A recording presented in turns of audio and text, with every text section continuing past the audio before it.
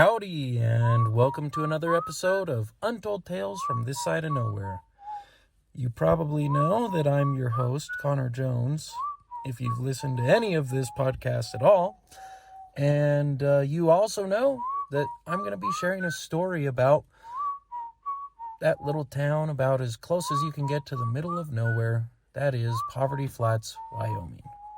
Well, I guess this one kind of jumps around. But you'll see. It's a good one. Before we get started, here's a message from our sponsors. This week our sponsor is Basin Pharmacy in Basin, Wyoming. Basin Pharmacy is your hometown pharmacy, as well as your source for over-the-counter medicine, vitamins, and supplements.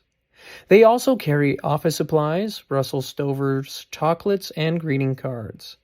The friendly folks at Basin Pharmacy are happy to help with any of your medicinal needs, whether you have a prescription to fill or a question about your meds. You can stop in Monday through Friday from 9 a.m. to 6 p.m. and Saturdays from 9 a.m. to noon. We are also sponsored by the Wyoming Welcome Program. The Wyoming Welcome Program offers two services to local businesses: Table Talk and the Wyoming Welcome Baskets. Wyoming Welcome Baskets are filled with promotional items for local businesses and distributed to new move-ins to the Bighorn Basin. Table Talk brochures include jokes, facts about the state of Wyoming, the month's holidays, and advertisements from our local businesses. These brochures are placed on restaurant tables in Cody and Powell for diners to peruse. So if you'd like to get your business name out there, please contact the folks at the Wyoming Welcome Program by shooting an email to HaleyJ, that's HALEYJ, at wyomingwelcome.com. Do you have a noxious weed problem? The team at 307 Pest Management can help. We offer residential and commercial noxious weed management that is safe and affordable.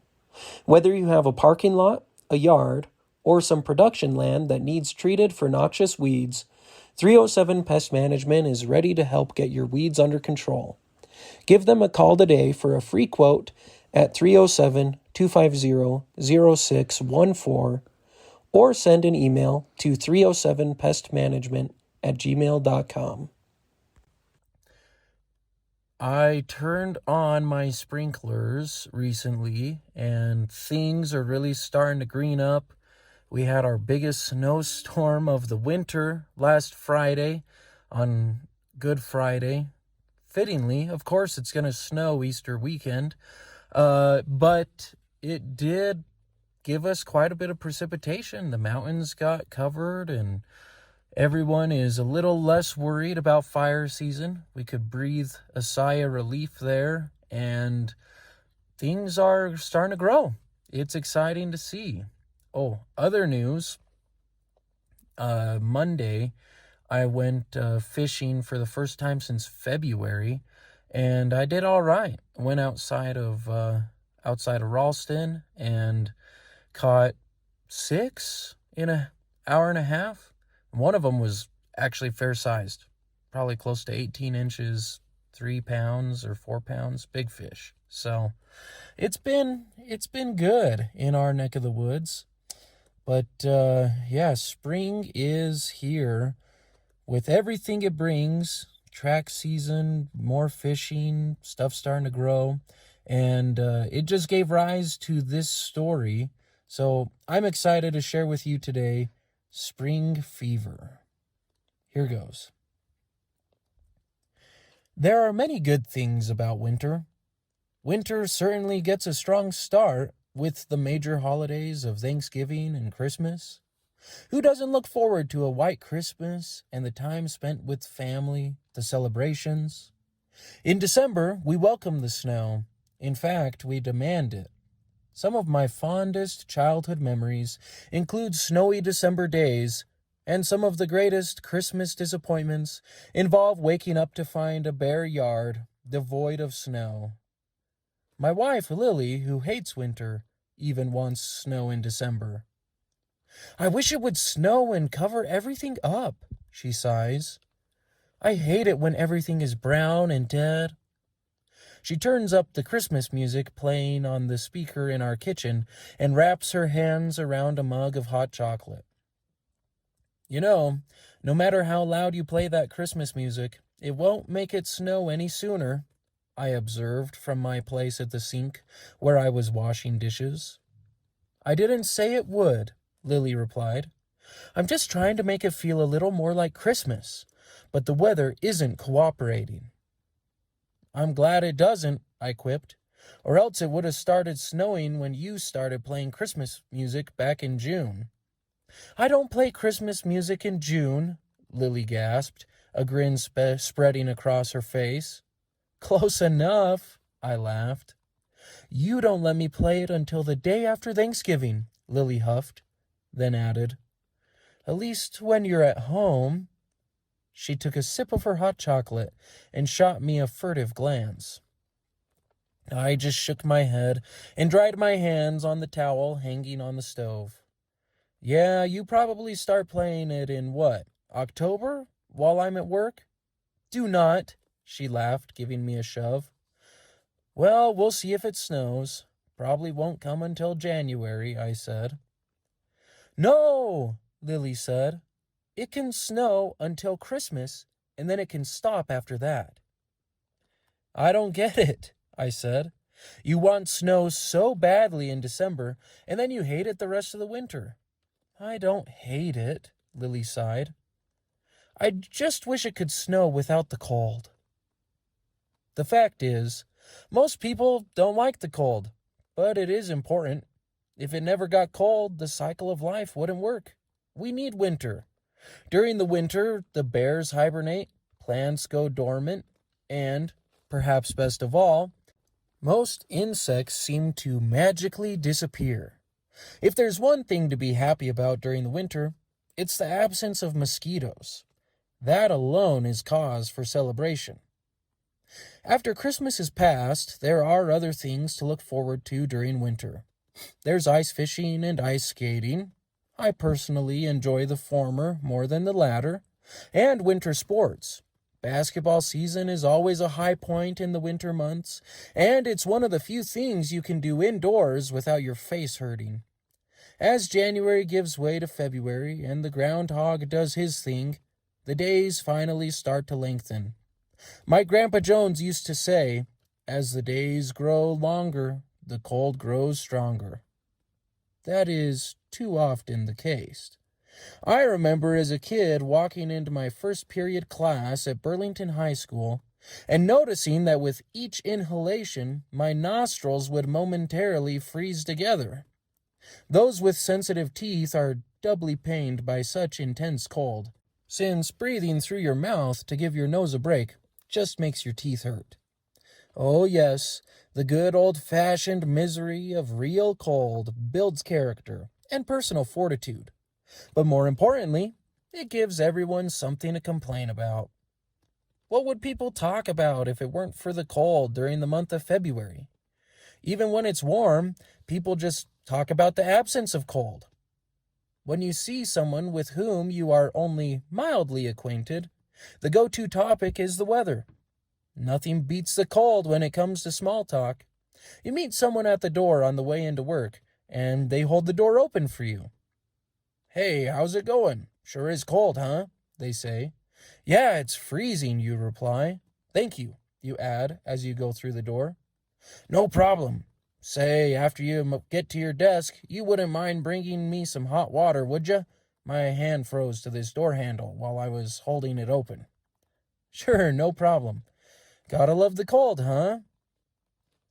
If it isn't cold, we talk about the cold like we weren't just complaining about it the week before. Man, it's awfully warm today. Sure is. I wonder when it'll get cold again. My wife is tired of me complaining about how warm it is. When we have an unusually warm winter, like the one we just went through, it does make me a little worried, but it's more like a suspicious worry than anything. Where's the cold at? Is it hiding? Maybe it's just going to catch us when we least expect it, like Easter weekend. I remember one Easter as a kid when it dumped a foot of snow. Easter egg hunting is not nearly as fun in a snowsuit, and digging through snow to find your eggs is not fun either. Hiding the eggs is a lot easier, though. I'm sure whoever hid them just had to walk out on the lawn and toss them out into the snow. Once you find the candy, you just about break your teeth on the chocolate, and frozen peeps just aren't the same, you know? That being said, when things finally do start warming up, everyone is seized by a little thrill of excitement. It's called spring fever, and it can strike at any moment. After a particularly long, bitter winter, you can start feeling a touch of spring fever as early as the end of February. On the first day the temperatures get back into the double digits, everyone suddenly starts acting like summer has arrived. It's amazing how warm 15 degrees can feel. I remember my senior year of high school, it never climbed above zero for the entirety of December. The highs were sub-zero for 2 weeks. Then, in February, it got up to 12 degrees, and it felt so warm, people were outside in t-shirts. This year, we haven't even had a chance to get acclimated to the cold. On the days when the highs have been below freezing, it's felt so cold. My past self would be disappointed by how my present self bemoans 20-degree temperatures. In past years, 20 degrees was warm enough to turn on the sprinklers and have a water fight. But no matter how cold or warm a winter is, when spring hits, everyone is in a better mood. There's just something wonderful about long days when it doesn't get dark until 7 p.m. If you don't live up north, you can't understand how much of a difference it makes when the sun finally starts setting later in the day. On the winter equinox at Poverty Flats latitude, the sun can set as early as 4:30 p.m. No wonder people get the winter blues. Now, if you happen to be listening from anywhere above the Arctic Circle, I know you have it worse, but even so, the range and the number of daylight hours we get here in northwestern Wyoming is still significant enough that we really look forward to spring. On years when we have a warm snap in February, spring fever strikes early, and it hurts. I remember one year when we saw temperatures climb above freezing in February, and it just about drove me crazy with spring fever. "Where are you going?" my wife Lily asked as I headed out the door. "Oh, I'm just going to buy some fertilizer for the lawn," I replied. "Oh, really?" Lily asked, folding her arms across her chest. "You do know it's still February, right?" "Yeah," I shrugged. "I just figured I'd get a head start, you know." "Dear, it's going to snow again next week. The lawn doesn't need fertilizer right now," Lily sighed. "But I can still get ready," I said, trying to subdue the excitement in my voice. "Get ready for what?" Lily asked. "Well, for spring," I said. "We live in Wyoming," Lily chided. "It won't be spring for another 3 months." "But it's so nice outside," I replied. "That's another thing," Lily said. "Are you really going to the store in a t-shirt? It's freezing out there." "Correction," I said, holding up a finger. "It's technically not freezing." I held up the weather app on my phone and pointed to the temperature at the top of the screen. "It's 33 degrees. Lily rolled her eyes. "Just please wear a jacket. Hopefully the fertilizer will be fine in 3 months." "It's perfectly shelf-stable," I replied. "And I'll wear a jacket if it makes you happy." I grinned. I'm not the only one who gets spring fever early. Carly, one of my neighbors, got a bad case of it last year and planted her garden starts way too early. I got the story secondhand from Lily after Carly asked her if she wanted some plants. When Lily came back to the house, I had to open the door for her. When I did, I was shocked to find a forest of green through which Lily struggled to see.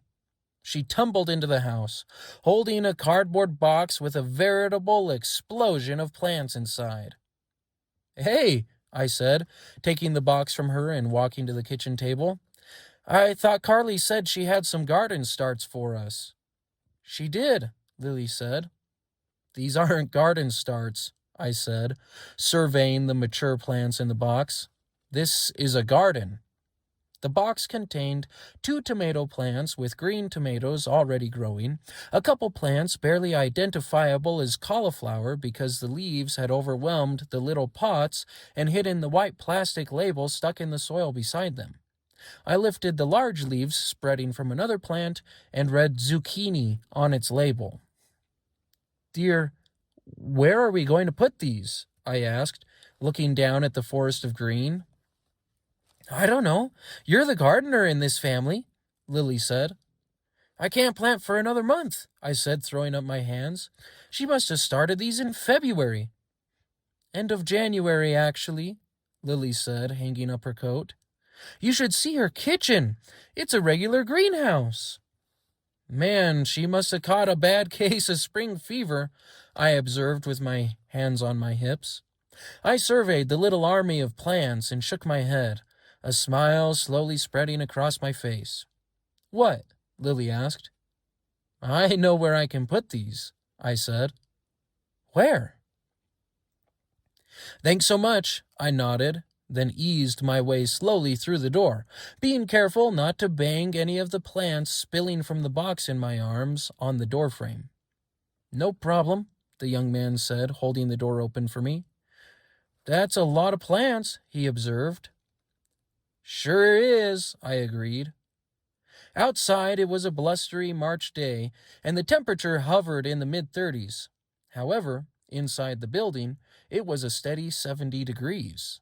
Just the perfect temperature for the little boxed garden I was holding. First stop, Mr. Fields' classroom. When I sidestepped through the door, Mr. Fields was already seated at his desk in front of his computer, pounding away at the keyboard. Good morning, he said, looking up. His eyes widened when he saw the mobile greenhouse in my arms. Good morning, I replied, setting the box down carefully on a table. So, I began.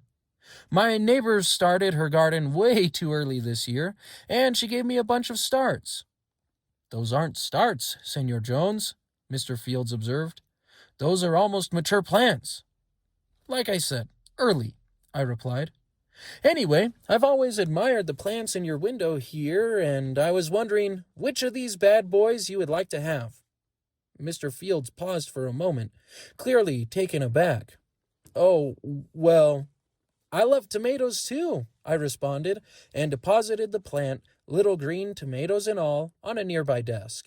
Thanks so much, I said, scooping up the box with some effort. I couldn't bring myself to throw them out, and I knew you'd understand. I quickly escaped out into the hall, the garden in my arms now 1 plant smaller. And I was only in the 6th grade hallway. I still had the 7th and 8th grade left. I stopped at each of the classrooms on my way down the hallway and left as many plants as I could in my wake. In rooms where the occupants were not present, I scrawled a message on a sticky note and left it on the plant. By the time I got back up to my classroom, there was mercifully only 1 pot left in the box. It looked like a zucchini to me. That was fine by me. I love zucchini bread. The first bell rang as I was situating the plant on my own windowsill, and I was surprised when I heard the door to my room open behind me. I turned to see Mrs. Morton standing there, a plant in her hands with a yellow sticky note stuck to the pot. Looked like a cauliflower. Uh-oh. Mr. Jones, Mrs. Morton said. Good morning, I replied. Good morning, she said, her flat expression not betraying anything. An apology started to form in my mind, and I left the window and headed toward my colleague. Sorry about the plant, I said. Sorry? Mrs. Morton asked. I just came here to thank you for what you're doing. I think it's a great idea. My students are going to love taking care of this plant. I'm impressed how big it is, and it's only March. You must have a real green thumb. Well, actually, I started. Anyways, gotta run. I was just wondering what kind of plant you left me. It looks like a cauliflower, I said, clasping my hands behind my back. Oh, Mrs. Morton said slowly. Well, I'm sure my students will love it. And with that, she was gone. I glanced over at the zucchini on the windowsill and then back at the door. So you gave them all away? Lily asked that evening when I got home from work. Well, most of them, I replied. What do you mean, most of them? I did keep one, I said. Oh, a zucchini? Lily asked. I love zucchini bread. No, it's actually not a zucchini, I said. Oh, then a pepper? Or one of the tomatoes? Lily asked hopefully. You know what? I said. I think I'll just take this trash out. I didn't get to it with all the commotion this morning. Lily folded her arms across her chest. What plant did you save for us? She asked. I guess we'll just have to give it a month or two to find out, I said with a stiff smile, and then I pushed my way out the door. It definitely won't make good zucchini bread, I said to myself as I closed the door behind me. Well, there you go. Spring fever. It is definitely hit hard this year. And it's been weird because really one of the only indications of winter has been the shorter days because it's been so darn warm, you know? Of course, plants and stuff haven't been growing, but it's been warmer this winter than most of our springs. And on that note, it did snow Easter weekend. So in Burlington, they actually postponed their Easter egg hunt until Monday. So, yeah, we almost got more winter weather in the first weekend of April than we got all winter. So, I was talking to my brother Adam yesterday, and he said Powder Mountain and the ski resorts in Park City closed a couple weekends ago. But honestly, if they had held on one more week, they probably would have got some decent skiing over Easter weekend. But, oh well, that's how it goes. The weather can be so unpredictable. So, if you get spring fever like I do, then I want to hear about it. Feel free to shoot me a message on Facebook when this episode drops, or send me an email at untoldtalesthepodcast@gmail.com. Please be sure to subscribe, like, and review our podcast wherever you listen. And thanks so much. I've really enjoyed another story here, and I look forward to the next one.